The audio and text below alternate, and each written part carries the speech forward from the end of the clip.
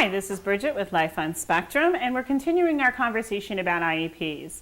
This episode is about Section 7, which is the educational placement of your son or daughter. Now, educational placement can be confusing at times because they could actually be identified in two different educational placements, and I'm going to try to clarify that today.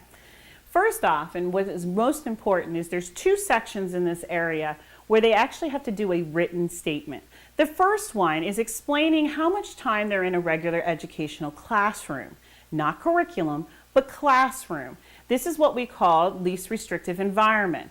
This statement is important because as a law, we try to have students go out into the regular education classroom as much as possible. And remember, in previous episode, I explained the difference between accommodate and modify.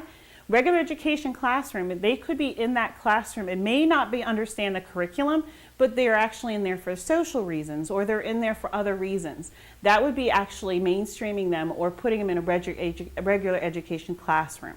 This statement will explain that and explain the difference. The second statement is about the regular education curriculum. This might be a simple statement as so-and-so will be in a regular education classroom with a regular education curriculum with only the modifications listed on this IEP. That basically means they'll receive the curriculum that every other person does within the state for that level, except with the modifications.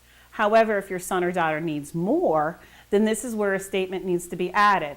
This could include things like having autistic support because they're being pulled out of the main curriculum for it and having a specialized curriculum.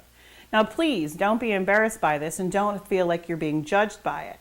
This is just a way that the state is documenting how much time they're out of their regular education classroom and how their curriculum has been changed for your son or daughter. And like I said in previous episodes, hopefully this becomes less as they get older, but make sure your son or daughter is getting what they absolutely need. The other thing that this section actually does is it actually puts a label or identification of how much support your son or daughter is receiving. Now this is where it can get tricky because sometimes it contradicts each other.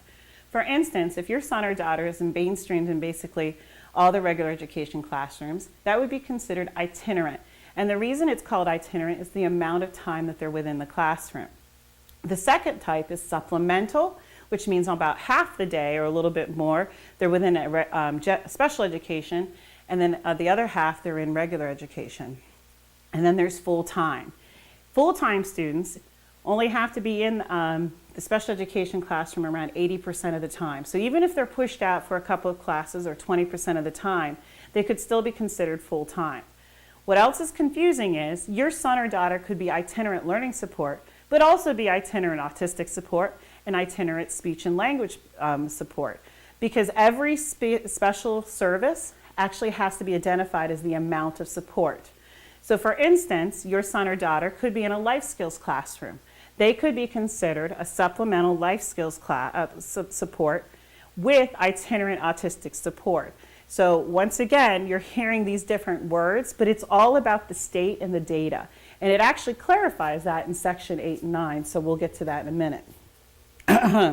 Also, it actually has to have a description of the type of support, which, like I said, could be like learning support, autistic support, speech and language support. It could be life skills or MDS, which is multiple disability support, and you get the idea. So that's tagged along with the amount of support.